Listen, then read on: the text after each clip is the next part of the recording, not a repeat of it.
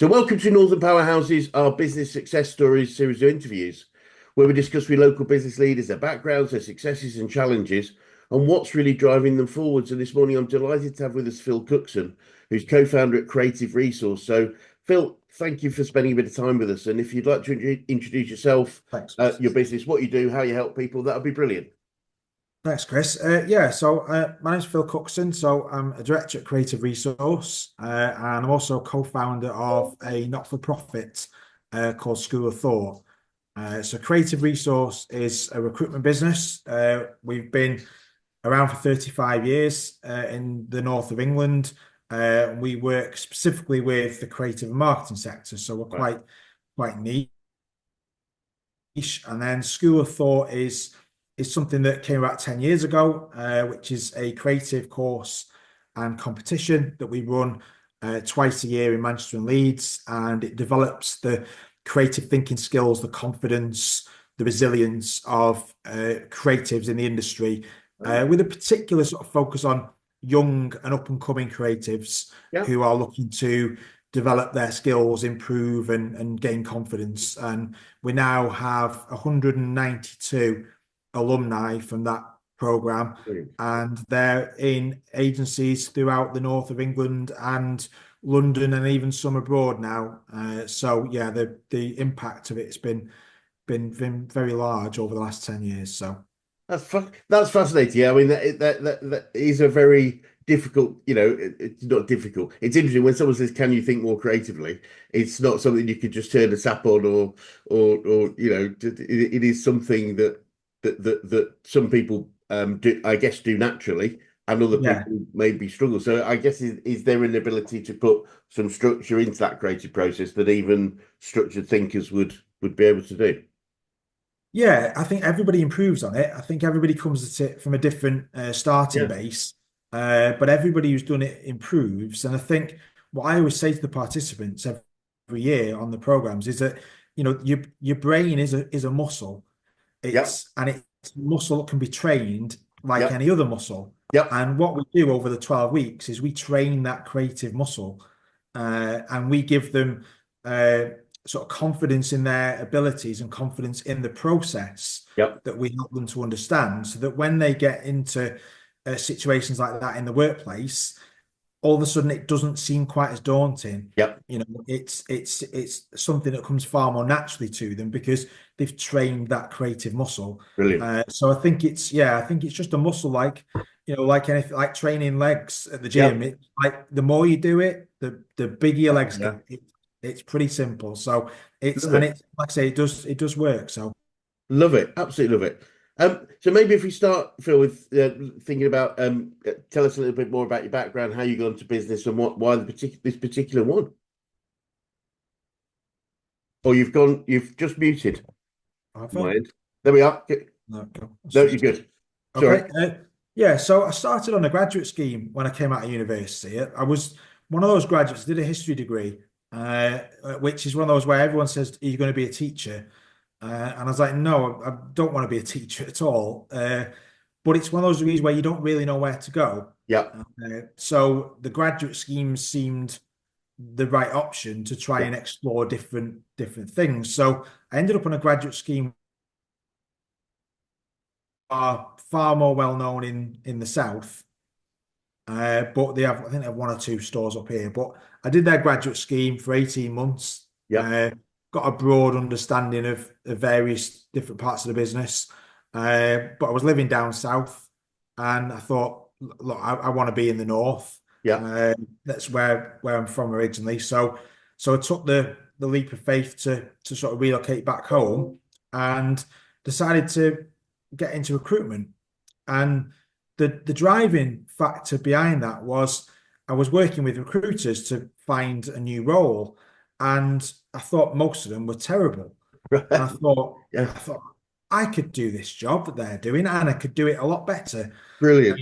So I thought, well, let's give recruitment a go, because I thought I can't do any worse than these people I'm talking to. And that was 20 years and 6 months ago, when I started in recruitment. And very quickly I realized, actually, yes, I could do it better than those people. and I enjoyed it. You know, Yeah. every day is completely different. And even now, 20 and a half years in, there are situations I come across on a daily or weekly basis that I've never come across before. Yeah. You know, there are different situations that require you to think and on your feet and work out a solution. And for me, that keeps any job fresh and interesting. Yeah. If there's constantly challenges coming that you've not seen before, Yes. I think the worst thing is a role where you've seen it all before. Yeah. Uh, Yeah. you know, that wouldn't be very appealing to me at all. No. No. Fabulous. What a great way to get into it. It's like, yeah, I can do that. um. Yeah, yeah.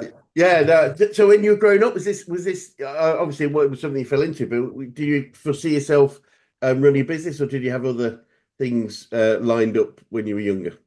No, I think I remember talking with my mum as a kid and talking about wanting to be the boss, you Yeah. know, and you don't really know what that means as a kid, but I guess I was quite a sort of a child that could be called bossy, which you know we should now phrase as leadership. Yeah. You know, Yeah.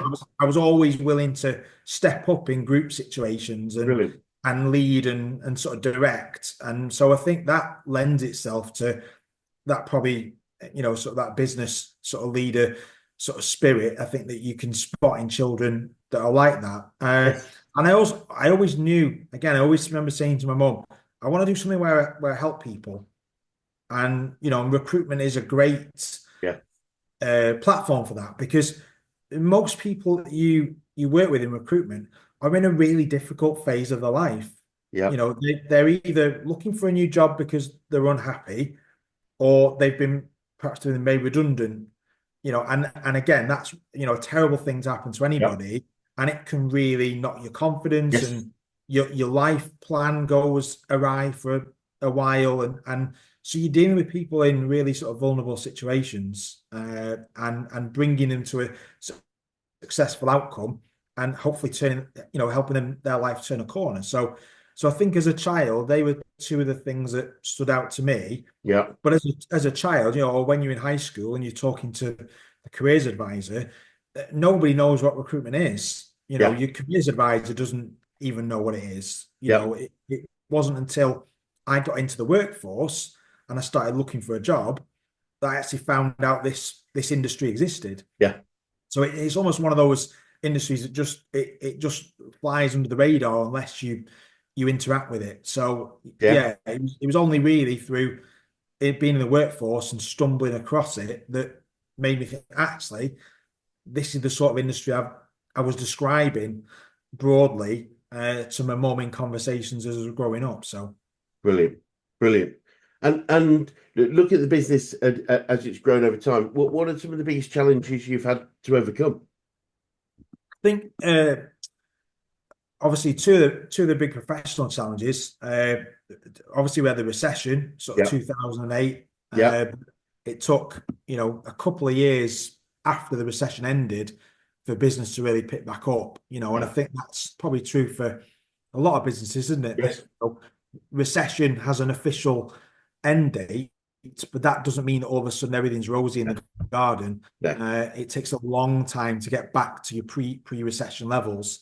So that was a challenge. And then obviously COVID, you Yeah. know, literally within 1 week of COVID hitting and lockdown starting, 95% of what we were working on as a business Yeah. died in the water. Yeah. So all of a sudden we had nothing to do. Yeah. Uh, you know, there was no recruitment going on. Yeah.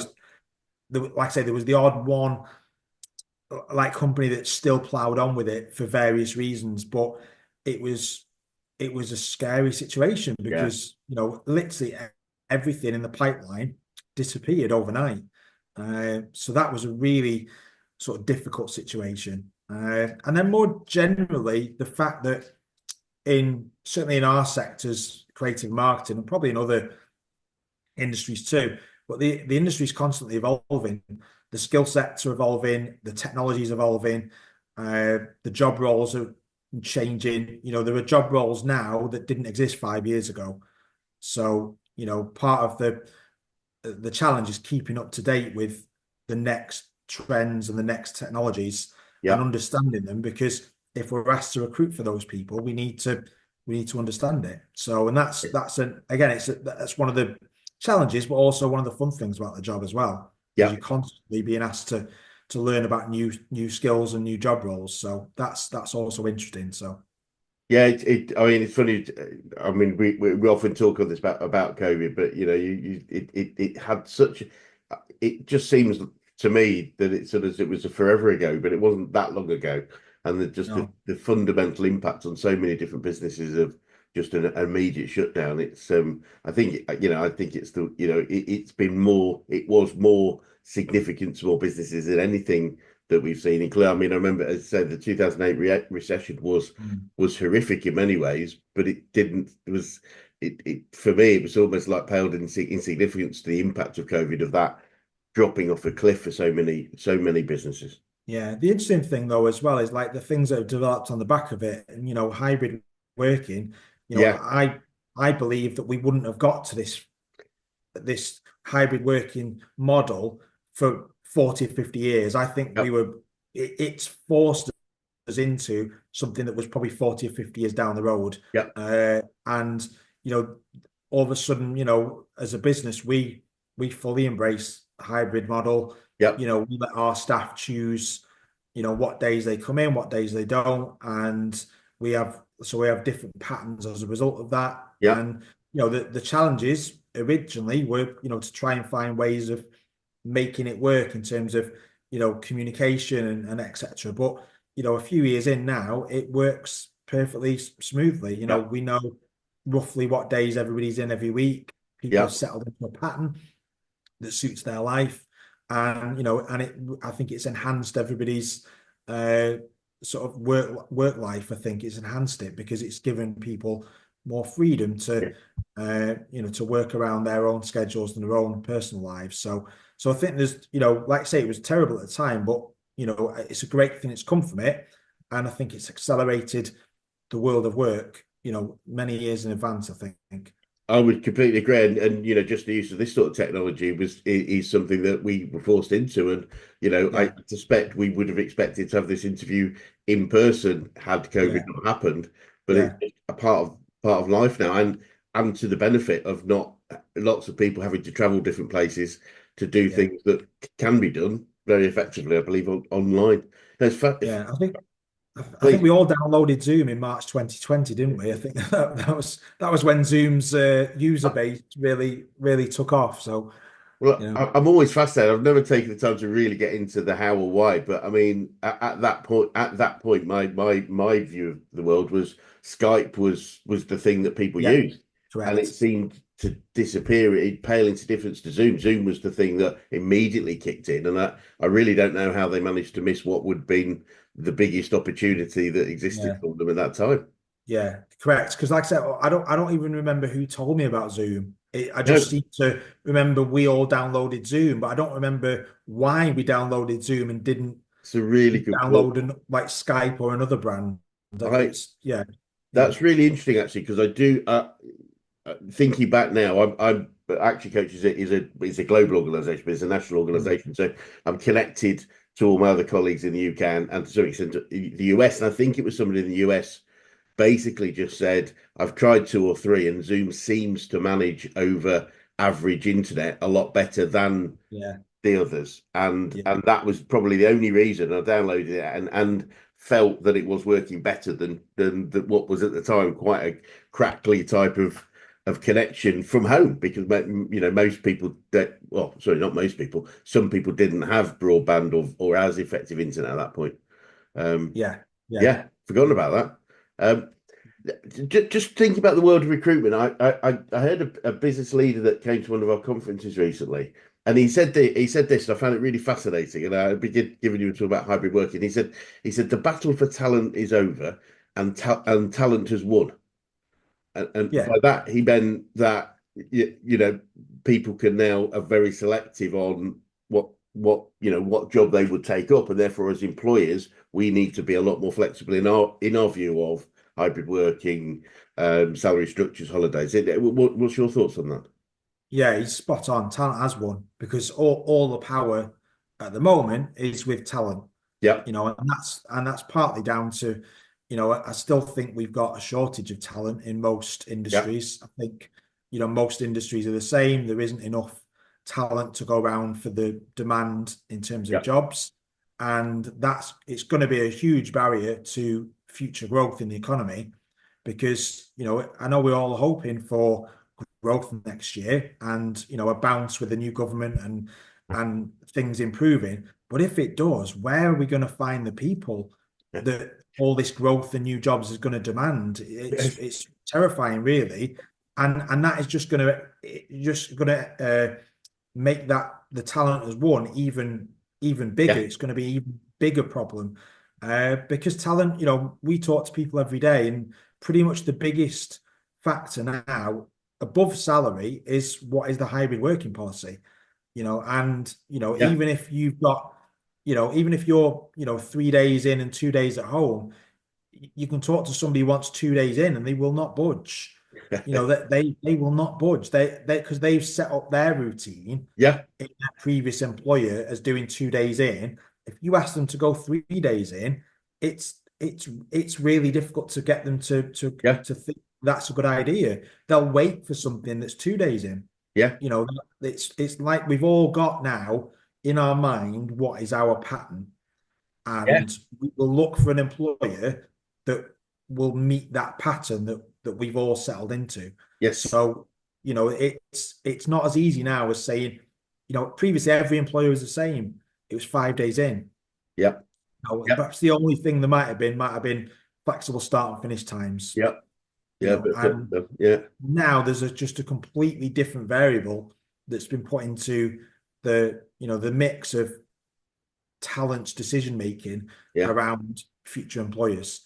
And yeah, it means that like I say, the balance at the moment is with them. The only way I can see that balance changing is for an influx of talent on the market, which means that the balance of power moves back to the Yes. employers. Yeah. But that seems very far-fetched to me at the moment. Yes. Yeah. Uh, I agree. it's hard to see where that's going to come from. Yeah, and I think I still agree with you that even if jobs were harder to get, people would still hold, as you said, this is lifestyle, isn't it? It's literally saying my life is enhanced by being able to work from home for X days a week, and that's probably more important than moving job or changing things. So yeah, no, Yeah.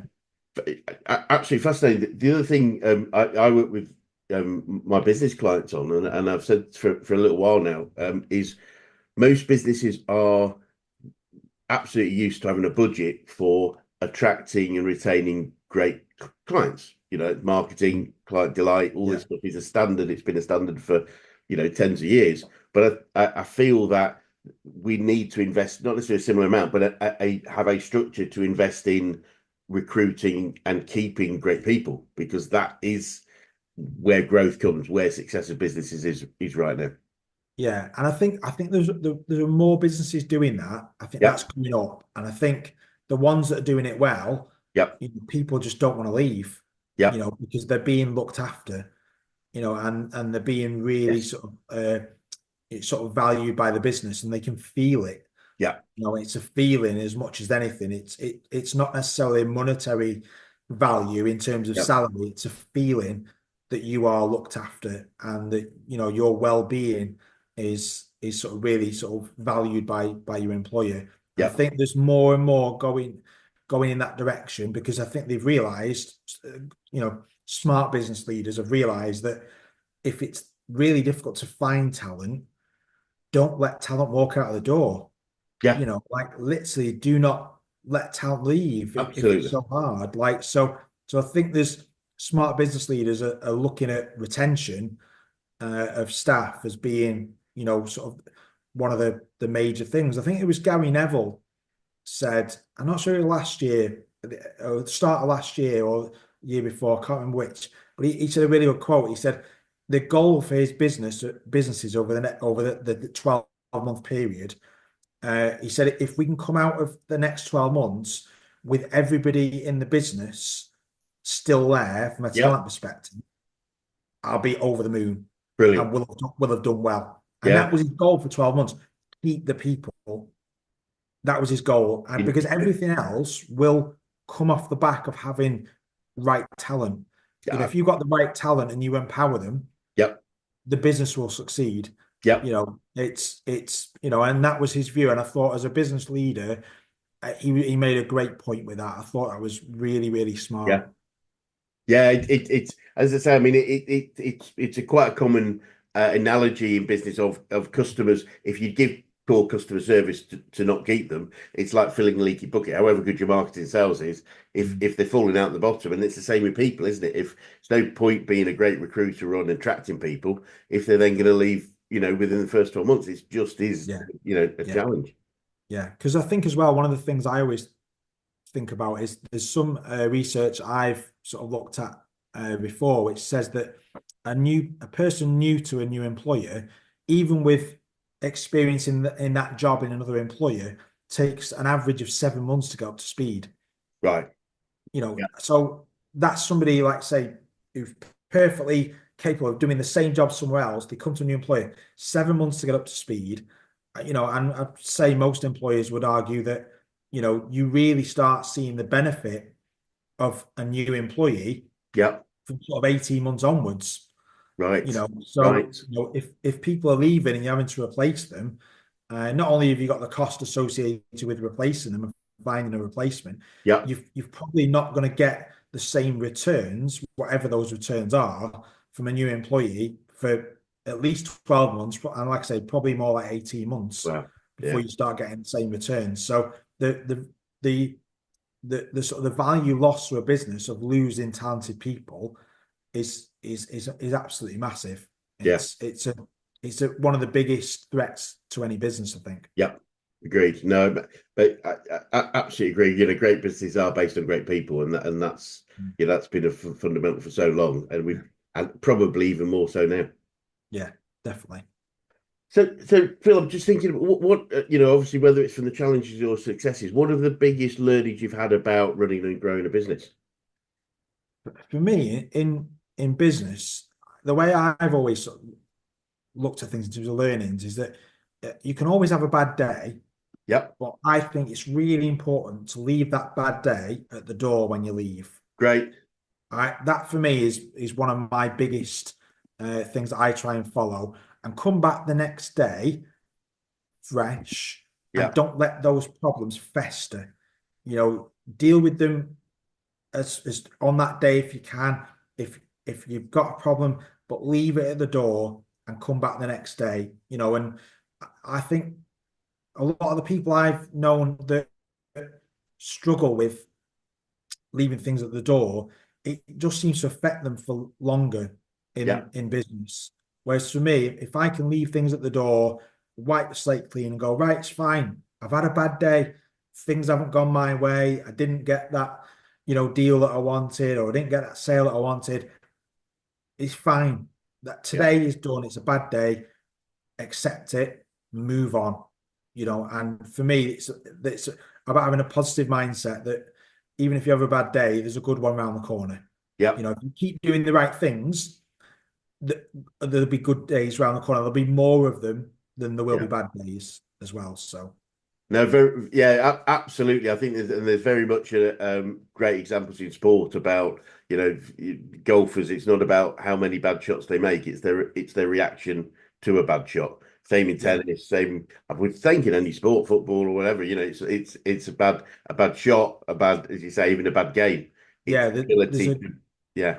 Sorry. there's a great quote about Michael Jordan, the basketball player, isn't there? And it's something like in his career he attempted something like 800 game winning shots, and he only made like 150 of them or something. Yeah, So 650 times he failed. He didn't win the game for his brilliant. team in the last second. Yeah, 650 times, but he did 150 times, and he kept going, and he would always put himself in that position where yeah, he was taking that game-winning shot in the last few seconds.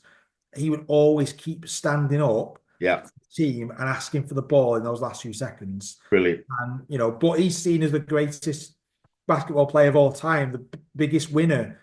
but look how often he lost. Absolutely. And I think there's great analogies there with business as well. So 100%. It's that keeping going. It's that resilient mindset. And we talk a lot often on these interviews about resilience and the ability to keep going even through challenges and problems, etc. And that is a mark I think of most successful people is the keeping going past yeah, the point where many people would give up. yeah, Um, definitely, I agree with that. and obviously we're talking about sport in general, but and I think you're aware we're a business coaching organisation. I'm keen to know who the best coaches you've worked with, whether that is business, sport, life in general. Who's had the biggest influence on you? Yeah, I think for me it was the person who gave me my chance in recruitment, which was our late managing director, Steve Ollerton. He was just a brilliant mentor to me through my formative years working in recruitment. And he was tough with me, but very supportive. And I think more importantly, he understood the type of management style that I would respond to. Great. Uh, and I could also see around the team at the same time as I was there, as a younger person in the industry, I could see that he would have a different management style with different people. And I think that's really important is being able to understand, different people need different things. Yep. And, in the sports analogy, some people need that sort of half-time rollicking and throw a teacup at them. Yep. And some people need an arm round the shoulder and Yeah. told they're doing well and keep doing more of the same and it'll happen for you. Yep. And I think that was for me just, yeah, the way he led my development in those first few years and helped me to sort of understand the type of recruiter I wanted to be Yep. and settle into, and that is different than what other people want to be. That it was fine. There wasn't a one size fits all. There was like, there's different ways of getting to the end result, Yeah. and really encouraging me to find that way that was individual to myself. I think was really, really clever and just allowed me to just become the person I needed to be, and other people could do it in their own way. We've one Brilliant. of the things, and that still rings true with our business today.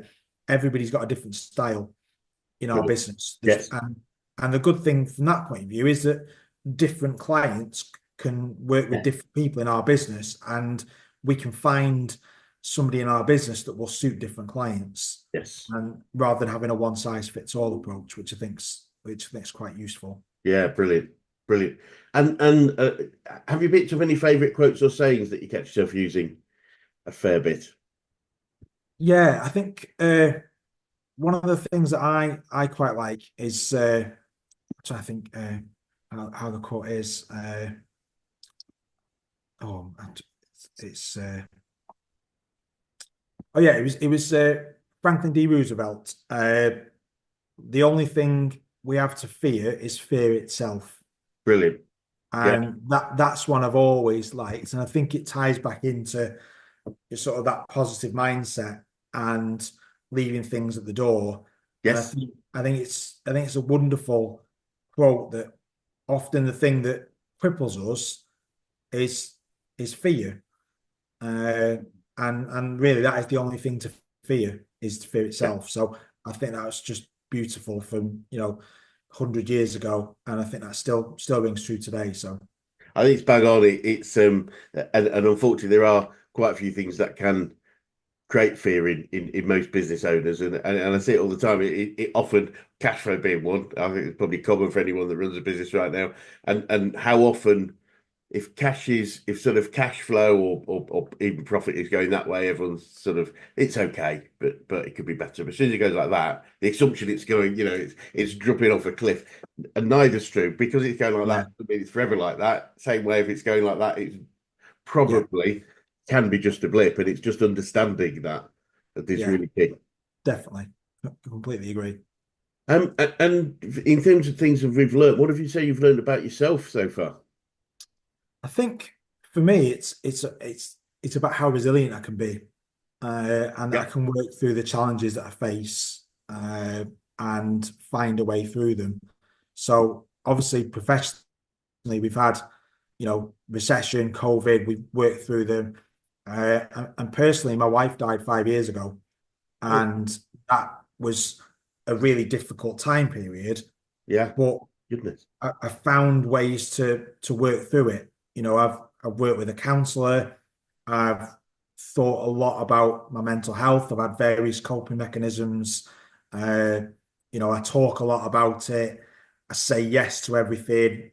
I just try to be as positive as I can about overcoming that that thing that happened to me. And I feel, the fact that I've come through that, I feel, you know, quite positive about life. I feel quite positive about business. Uh, Coming through that and overcoming that makes me think that it doesn't matter what challenges hit me, I can find a way to process the information and come through it the other side. Yeah. And that gives me a great deal of sort of resilience. I think that that whatever happens, I can cope with it. Right. And I think that's if you think you've got resilience, and however you get it will be different for different people, but Yeah. I think anyone who's got resilience, who's got a sort of a strength of their own convictions and their own belief, I think will do well no matter Yeah. what they're trying to do. I think they'll do well. Brilliant. Brilliant. And looking forward, for what does the future look like for you guys, and what challenges do you think you might face, if any? I think the future's bright. I think it's interesting as well. And I think that the main challenge is definitely, as I mentioned before, around technology, which Yeah. is changing recruitment significantly. It's changing the markets we recruit into. So there's lots to keep us on our toes. And how to use technology to enhance everyone's experience. I saw somebody uh, commenting on LinkedIn this week about their interactions with a recruiter that were initially AI based, and how frustrated they were at sort of having an AI conversation with a recruitment company, Right. and when they just wanted to talk to a person. Yeah. So it's like that technology is there. How do we use it to the benefit of people? Because ultimately, I still believe, even with technology, that recruitment is a people business. Yeah. So technology needs to aid us, but it doesn't Yeah. need to come in the way of people working together. And I Yeah. think it's the balance of how technology can enhance that Yes. rather than interrupt it. Yeah. I think will be very interesting over the next 10 years. Yeah, that's really interesting. The whole AI thing that I found fascinating. I heard a guy say recently, and because it's like, what is AI? And my personal impression was, we're creating intelligence like a human intelligence. But what he said was, and I find this fascinating, it's an ability now to process so much data that what it can do is give the best the best likely answer to a question, if that makes sense, given Yeah. all the possibilities. And I get that, and that makes a lot more sense now that you can process billions of bits of information, and then say it's probably this is the best solution. But I guess that means things like empathy is really, you can't really come up with the best possible empathetic solution. I would have thought, certainly that would be one of the last things I would think it would master, and therefore, and surely in a people business like yours, and most businesses are people oriented, it's the empathetic side, being able to understand people in that level, which I think anything other than humans will struggle to do. Yeah. And I think with recruitment as well, and one of the things I've always done is look at it's about the person's fit. It's about that cultural fit with a business and the potential of an individual. Yeah. And I've helped hundreds of people get job roles that they didn't have the experience for, Yes. because I had a good relationship with the employer and was able to explain to them that this person is a good fit for them. Great. And but if we just based it on technology that just looks for certain Yeah. experiences on a CV, that person would never get an interview. Yeah. Yet they were great fits for those businesses, and were successful sort of additions to the businesses. So it's just whether that can ever be replicated. And I'm sure there's probably some data engineer somewhere who says, I can do that. Give me long enough and a research grant, and I can do that. Yeah. And there's probably working on it right now. But I'm yet to be a believer in that side of things. That intuition Yeah. can be programmed, I agree. and because there's a lot of intuition when it comes Yeah. to recruitment. So, but there is technology that can definitely help us and help the processes. Yeah. But like I say, I think we just need to uh, be careful not to rely too much Yeah. on technology. Absolutely agree. Makes perfect sense. And Phil, what would you say to anyone that was thinking of going into business right now? I think it's a good time. I think if you've got an idea that you think is going to disrupt the market you're going into and provide something different, I think, people should make an effort and go for it. I think what's the worst that can happen? You have some great experiences, and I met a young entrepreneur recently who was sort of in it. I think he was 21, and he was following an idea he had for a business, and developing it and building a product. And we talked about what's the worst that could happen. And the worst that could happen is it doesn't take off. He doesn't get the investment, but he then has sort of a year to 18 months of building a business, of building a roadmap, of developing a product. You know, so many skills that will make him valuable to future employers. So the worst that can happen is it doesn't take off, and he's got some brilliant experience to Yes. enter an employed role with. So I don't think there's too much to worry about. If you just go for it and back your idea, and surround yourself with the right people as well.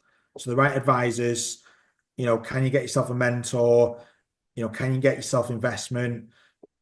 Get yourself the right marketing support, finance, etc. Build yourself a network. Don't try and take everything on yourself. Yeah. But if you build a network of the right support, I think then you can focus, hopefully, directly on the business. Yeah. Brilliant. And not all the things that we don't go into business to do, which is, like say, to deal with HR, recruitment, Yep. marketing, finance. Often they're things that we didn't go into it to be doing those things. So, Yes. you utilize the experts that will do those things for you. Yeah. Bang on. Absolutely bang on. And finally, what would be the best advice you could give an 18-year-old you if you could go back in time and do so, Phil? I think it'd definitely be, I think all 18-year-olds worry about the future and about being a success. And I Yep. think I think I'd just say, things happen for a reason. We all move at our own speed. And I think I say that a lot to young people. We all move at our own speed. Yep. Don't worry about it. Just follow the path. Don't think too far ahead. I think at that age, I was all about, oh, what if I'm asked what's my 5 year plan? Well, I'm lucky these days to have a 5 week plan. Never mind a 5 year plan. I think there's sometimes too much pressure to have a big master plan at Yeah. 18. And I Okay. think, one of the difficult things for younger people these days is things like LinkedIn, because you can see what your peers are doing, Yeah. which when we were younger, you didn't know what other people your age were doing, Yeah. but whereas now it's easy to see there's somebody else who's your age who's perhaps to the outside perception is they're being super successful, and to judge yourself against them. And Yeah. I think it's not a good sort of place to get into. I think you've just got to follow your own path. There's lots of examples, isn't there, of people becoming super successful in the 40s and the 50s, from relatively humble beginnings earlier in the career. So it happens at different times to different Yeah. people. So Yeah. Absolutely bang on. Um, Phil, thank you so much. It's been fascinating talking today. There's some real gems in there, and I'm sure people watching will really enjoy. And for anyone is watching, what would be the best way to contact you or your business should they wish to? well, the website's creativeresource.co.uk, and it's quite easy to find myself on LinkedIn as well. If you search for Phil Cookson, you'll find a picture of me with my dog Oscar. It's a very recognizable LinkedIn profile Brilliant. picture, and I'm always, my messages are always open on LinkedIn if anyone's wants to connect. And and chat over anything. They're probably the best two ways to get in touch. So Brilliant. Well, look, it'd be great to maybe catch up another 6 to 12 months, see what's going on then. But for now, thank you so much for your time this morning. thanks, Chris. Thank you. Thank you.